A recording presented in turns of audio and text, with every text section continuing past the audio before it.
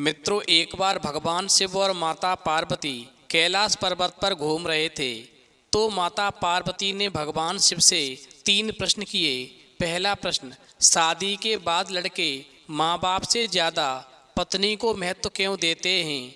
दूसरा प्रश्न, घर में बहू आने के बाद सास ससुर को कैसे रहना चाहिए। तीसरा प्रश्न, भगवान श्री राम ने मोर का ऋण कैसे चुकाया। वहीं पार्वती के प्रश्न सुनने के बाद में भगवान शिव कहते हैं, पार्वती तुम्हारे तीनों ही प्रश्न बहुत ही महत्वपूर्ण हैं, इसलिए मैं तुम्हें तुम्हारे तीनों प्रश्नों के उत्तर एक छोटी सी कहानी के माध्यम से दूंगा। इसलिए मैं तुम्हें जब तक कहानी सुनाऊं, इस कहानी को पूरे मन से और पूरा सुनना, क्योंकि आधी अधूरी कहानी सुनने से हमेशा आधा अधूरा ही ज्ञान प्राप्त होता है जो जीवन में कभी काम नहीं आता। वहीं माता पार्वती कहती हैं, प्रभु मैं आपको वचन देती हूँ कि जब तक आप कहानी सुनाएंगे मैं कहानी को पूरा और मन से सुनूंगी।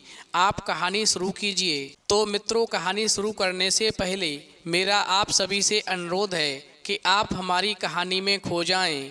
उससे पहले हमारे चैनल को सब्सक्राइब करके बेल आइकन अवश्य दबा लें, जिससे हमारी हर वीडियो का नोटिफिकेशन सबसे पहले आप तक पहुंच सके और आप हमारी हर वीडियो से प्राप्त ज्ञान का अपने जीवन में लाभ उठा सकें। तो आइए कहानी शुरू करते हैं। भगवान शिव कहते हैं, पार्वती एक गांव था। उस गांव में एक बुढ़िया रहती थी। वो बहुत ही दुष्ट थी। उस बुढ़िया का एक बेटा और एक बहू थे। बहू बेचारी बड़ी ही सीधी सादी थी। एक कनपटी मारने पर दूसरी कनपटी आगे करने वाली थी और बेटा भी माँ की हर बात मानने वाला था। वहीं होता क्या है कि बेटे को उस गांव में कोई काम काज नहीं मिलता, तो काम की तलाश में वो दूसरे गांव जाता है। उसे वहां पर एक अच्छा सा काम मिलता है, लेकिन वहां से उसे रोज घर आने जाने में काफ़ी समय लगता है। इसलिए वो साल में 1 या 2 बार ही छुट्टी लेकर के घर आता है।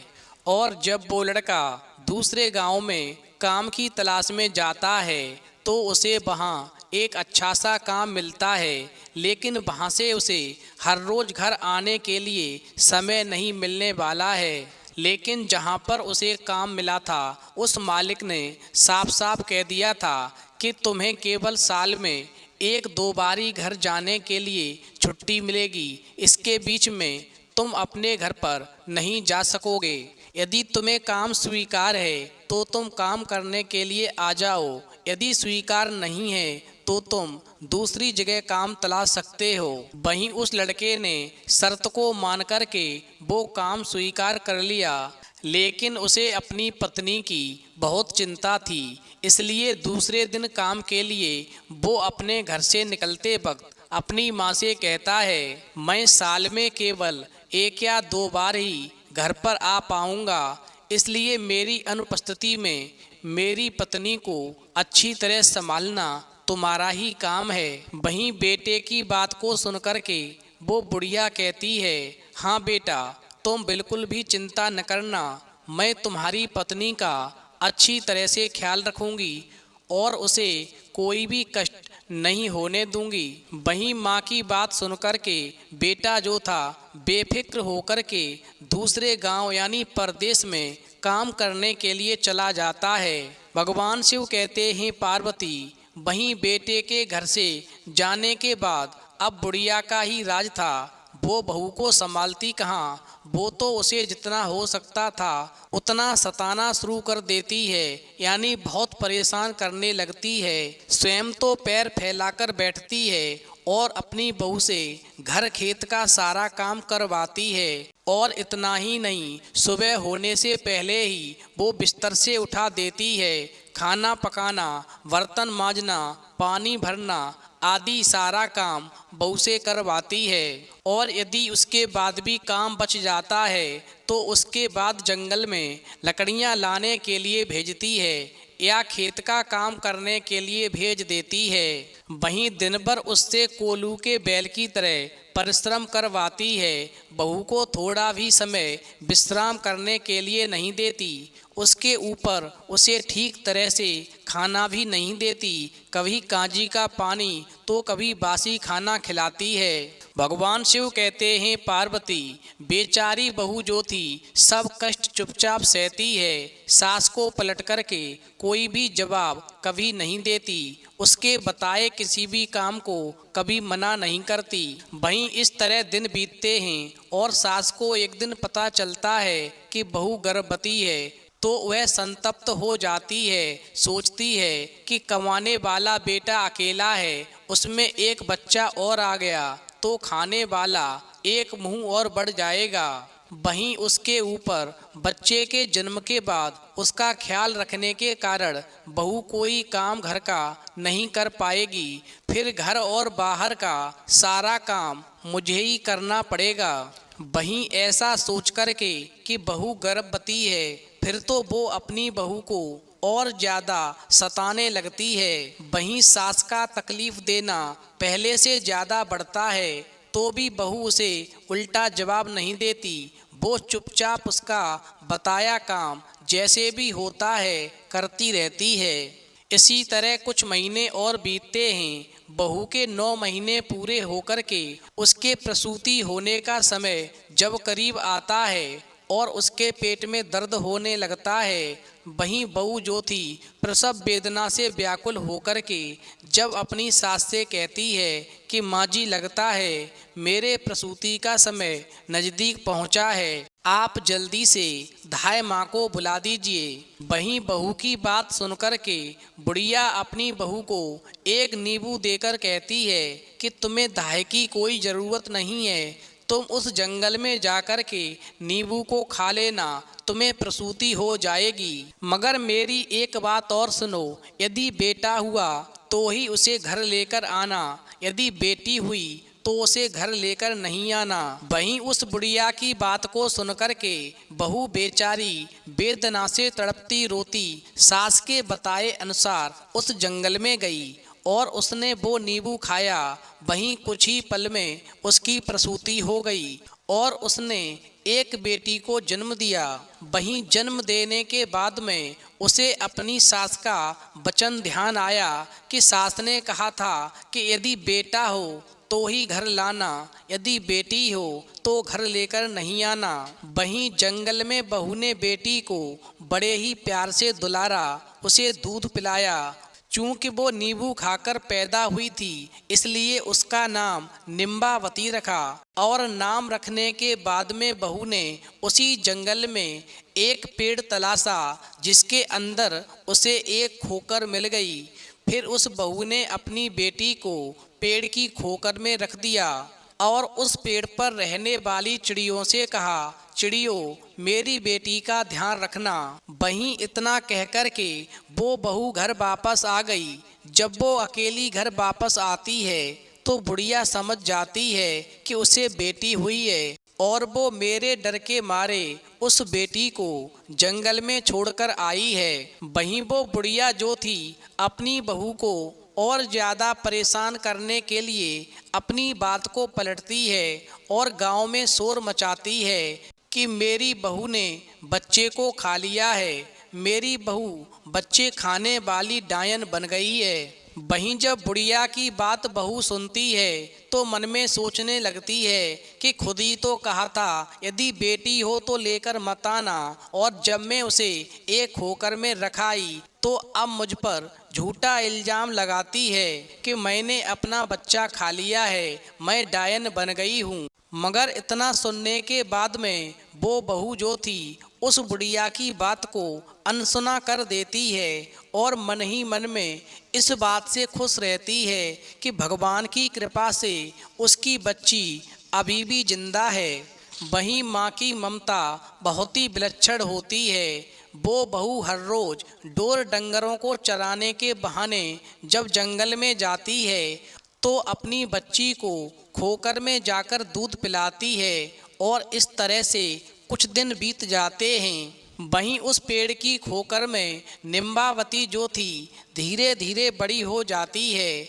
इस तरह पूरा 1 साल गुजरता है। वहीं बुढ़िया का बेटा छुट्टी लेकर के घर वापस आता है और फिर घर के अंदर प्रवेश करते ही बुढ़िया बेटे से कहती है, क्या बताऊं बेटा, तुम्हारी पत्नी मनुष्य नहीं डायन है, डायन, जिंदा मनुष्य को खाने वाली डायन है। तुम्हें एक बेटी हुई थी लेकिन इसने तो अपनी ही बेटी को खा लिया।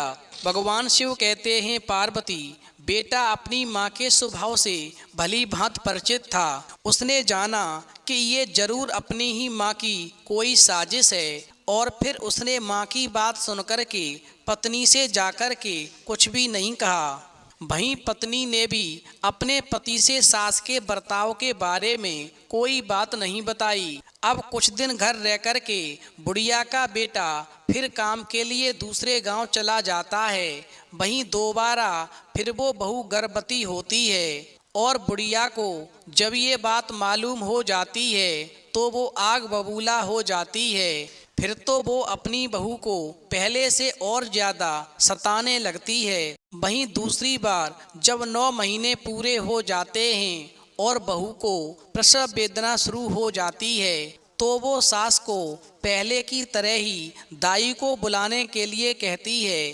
पर इस बार भी बुढ़िया दाई को नहीं बुलाती बल्कि मुट्ठी भर जीरा ला कर के बहू के हाथ में देती है और कहती है, ये जीरा लेकर उस जंगल में जाना और इसे खाना, तुम्हें प्रसूति हो जाएगी। मगर एक बात ध्यान रखना, यदि बेटा हुआ तो ही उसे लेकर आना, यदि बेटी हुई तो उसे वहीं पर फेंकाना। वहीं सास के कहने पर बहू उस सुनसान जंगल में फिर से जाती है और वहां जाकर जीरा खाती है तो कुछ ही समय के बाद में उसे प्रसूति होती है और पुनः वो बहू एक बेटी को फिर से जन्म देती है। वहीं जब बेटी का जन्म हो जाता है तो वो बहू अपनी बेटी को दुलारती है, दूध पिलाती है और फिर जीरा खाने से वो पैदा हुई थी इसलिए बेटी का नाम जीरावंती रखती है और फिर जीरावंती को भी वो उसी खोकर में रख देती है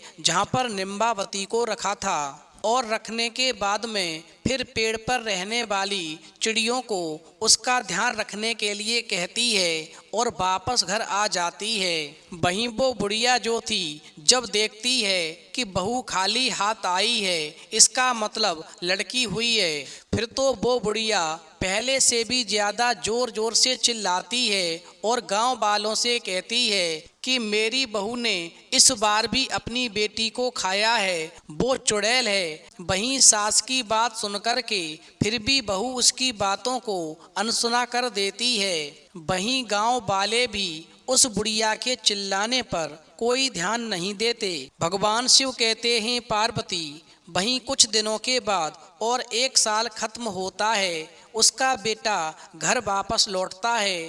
तब पहले की तरह बुढ़िया उससे बहू की चुगली करती है कि उसने बेटी को खा लिया है। वहीं बेटा इस बार भी चुप रहता है, ना माँ को कुछ कहता है, ना पत्नी से कुछ पूछता है और कुछ दिन घर रह कर के फिर वापस काम पर लौट जाता है। वहीं वो बहू जो थी तीसरी बार गर्भवती हो जाती है और इस बार भी सब पहले की तरह ही हो जाता है, मगर इस बार बुढ़िया बहू को एक आम देती है। वहीं वो बहू जो थी उस आम को लेकर के उस जंगल में जाकर खाती है और जब प्रसूति होती है, प्रसूति होने के बाद में पुनः एक बेटी को जन्म देती है। वहीं वो बहू जो थी बेटी को जन्म देने के बाद में उससे बड़ा ही प्यार करती है और आम खाने से वो पैदा हुई थी इसलिए उसका नाम आमवंती रख देती है और चिड़ियों को उसका ख्याल रखने के लिए कहती है और वापस घर आ जाती है। भगवान शिव कहते हैं, पार्वती, अब बुढ़िया गांव के द्वार द्वार जाकर के बहू की चुगली करती है कि उसकी बहू ने एक नहीं 3-3 बेटियों को खा लिया है, वो मनुष्य नहीं खुद के बच्चे खा जाने वाली डायन है। फिर तो बुढ़िया जिस तरह से शोर मचाती है तो लोगों को भी अब लगने लगता है कि उसकी बहू सचमुच ही बच्चे खाने वाली डायन है। फिर तो लोग डर के मारे अपने अपने बच्चों को घर के अंदर बंद करके रखते हैं। भगवान शिव कहते हैं, पार्वती, वहीं बहू के डायन होने वाली बात जब पड़ोस के सब गांवों में फैल जाती है, वहीं बुढ़िया का बेटा जिस गांव में काम करता था उस गांव में भी ये बात पहुंचती है, और जब उसके कान तक आती है तो वो बुढ़िया का बेटा सुनकर के बहुत ही परेशान हो जाता है और तुरंत ही मालिक से अनुमति लेकर के वापस गांव आता है। वहीं इधर गांव में होता क्या है कि खबर राजा के कानों तक भी पहुंच जाती है। वहीं राजा सिपाहियों को भेज करके बुढ़िया को दरबार में बुलाता है और बात की छानबीन करता है। तब बुढ़िया मिर्च मसाला लगा करके राजा से कहती है, क्या बताऊं महाराज, मेरी बहू जो है वो बच्चे खाने वाली चुड़ैल है। उसने मेरी 3 पोतियों को जिंदा ही खा लिया है। वहीं बुढ़िया की बात को सुनकर के राजा क्रोधित हो जाता है और सिपाहियों को आदेश देता है कि चौराहे पर एक सूली लगवाओ और बुढ़िया की बहू जहाँ कहीं भी हो उसे ला कर के मेरे सामने पेश करो। भगवान शिव कहते हैं, पार्वती, फिर राजा के सिपाही शीघ्र ही आज्ञा का पालन करते हैं। वो तुरंत ही सूली बनाते हैं और जाकर के बुढ़िया की बहू को दरबार में लेकर आते हैं। वहीं राजा बहू से पूछता है, क्या तुम्हारी सास सच कहती है? क्या तुमने अपनी 3 बेटियों को जिंदा खा लिया है? वहीं राजा की बात को सुनकर के बहू सिर नीचे झुकाए चुप खड़ी रहती है, एक भी शब्द नहीं कहती। और फिर इस प्रकार बहू के चुप रहने के कारण राजा को विश्वास हो जाता है कि जैसा बुढ़िया ने बताया है कि उसकी बहू ने अपनी बेटियां खा ली हैं। फिर तो राजा बहू की डायन वाली बात को सच मान करके अपने सिपाहियों को बहू को सूली पर चढ़ाने का आदेश देता है। वहीं सिपाही जो थे बहू को लेकर के चौराहे पर जाते हैं। वहां पर राजा, प्रधान, सरदार और बाकी लोग भी इकट्ठा हो जाते हैं। काफी भीड़ लग जाती है। इधर बहू को सूली चढ़ाने की तैयारी चलती है। उधर उस बुढ़िया का बेटा जब घर पर पहुंचता है तो वो क्या देखता है कि घर में माँ और पत्नी नहीं है और घर पर ताला लगा हुआ है। इस प्रकार बुढ़िया का बेटा परेशान होकर के पड़ोसियों से पूछताछ करता है तो पड़ोसी बताते हैं कि तुम्हारी माँ और तुम्हारी बहू को राजा ने दरबार में बुलाया है। वहीं पड़ोसियों के द्वारा इतनी बात सुनकर के बुढ़िया का बेटा घबराकर राजा के दरबार की तरफ भागता है और फिर वहां जाकर उसे पता चलता है कि उसकी पत्नी को सूली पर चढ़ाने के लिए चौराहे पर ले गए हैं। वहीं बुढ़िया का बेटा तेजी से दौड़ कर के चौराहे पर पहुंचता है और वहां क्या देखता है कि चौराहे पर राजा, प्रधान, सिपाही, सारी प्रजा इकट्ठी है और कुछ ही पलों में उसकी पत्नी को सूली पर चढ़ाया जाने वाला है। भगवान शिव कहते हैं, पार्वती, फिर तो बुढ़िया का बेटा ऐसा नज़ारा देख कर के तुरंत ही राजा के सामने जाकर खड़ा होता है और हाथ जोड़कर गिड़गिड़ाता है, महाराज दया करें, कुछ देर के लिए मेरी पत्नी को सूली पर चढ़ाना रोक दीजिए। मुझे एक बार अपनी माँ और पत्नी से सच बात पूछने दीजिए। वहीं बुढ़िया के बेटे की बात को सुनकर के राजा सिपाहियों को आदेश देता है कि थोड़े समय के लिए इस बहू को सूली पर न चढ़ाया जाए। फिर तो मौका मिलते ही बुढ़िया का बेटा अपनी माँ से पूछता है कि माँ, भगवान के लिए सच बात बताओ। लेकिन बुढ़िया उसे झूठी बताती है कि उसकी पत्नी ने 3 बेटियां खा ली हैं। वहीं बुढ़िया के बेटे को अपनी माँ की बातों पर विश्वास नहीं होता है, क्योंकि उसे अपनी पत्नी पर पूरा भरोसा था। वो जानता था कि मेरी पत्नी ऐसा नहीं कर सकती है, वो तो माँ की बहुत सेवा करने वाली है, मेरी बहुत सेवा करने वाली है। आखिरकार ये अपने बच्चों को कैसे खा सकती है, ये डायन कैसे हो सकती है। वहीं बुढ़िया का बेटा अपनी पत्नी को कसम खिलाकर पूछता है कि सच बताओ आखिर बात क्या है। फिर बहू जो थी आरंभ से लेकर के अंत तक की सारी बातें पति को बताती है, लेकिन कोई भी उसकी बातों को सच मानने के लिए तैयार नहीं होता। तब वो कहती है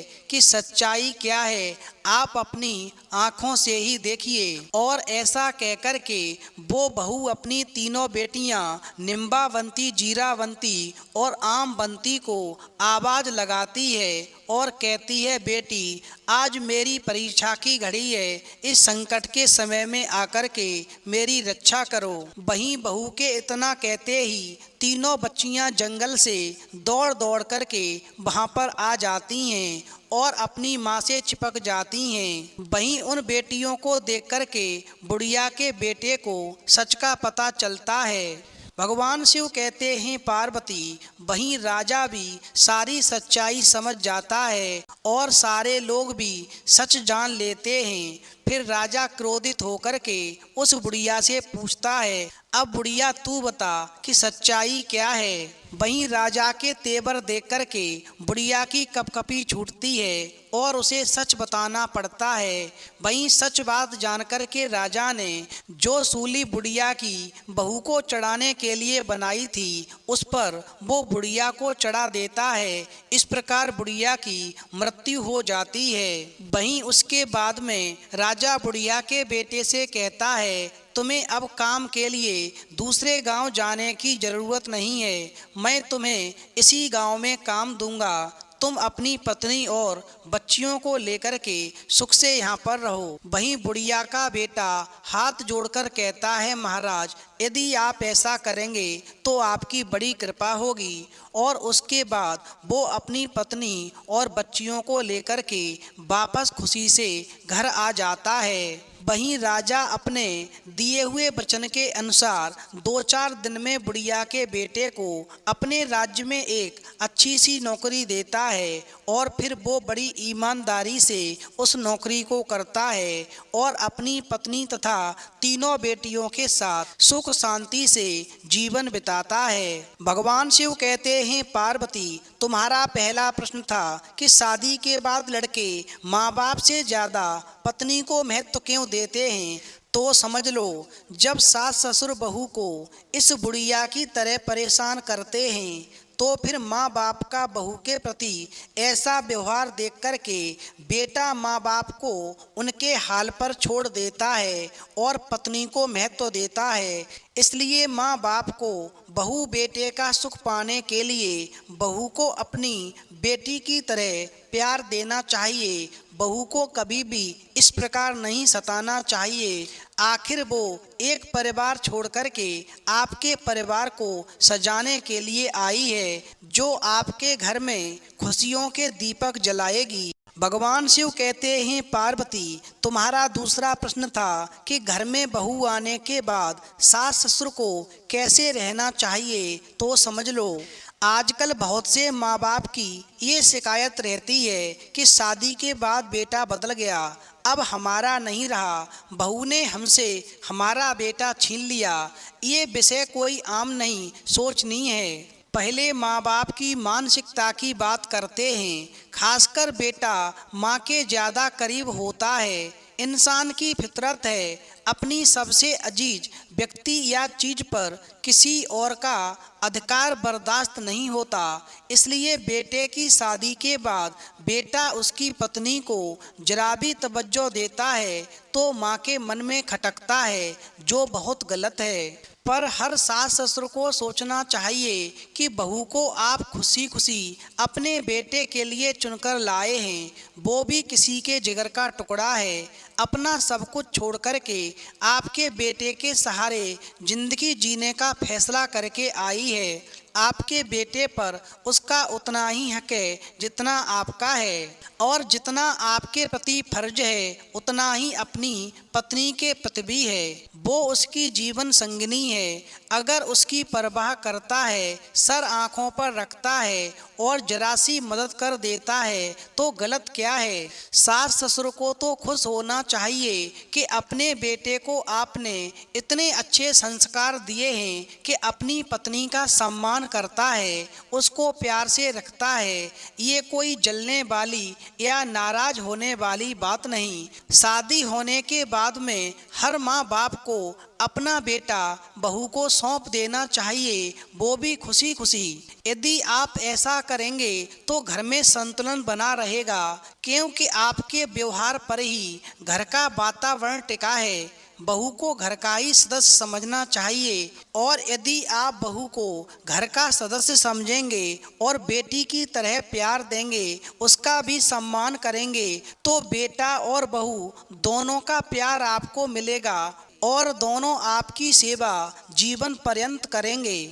इसलिए हर सास ससुर को बहू के साथ मिलकर रहना चाहिए और बहू की भावना की कदर करना चाहिए।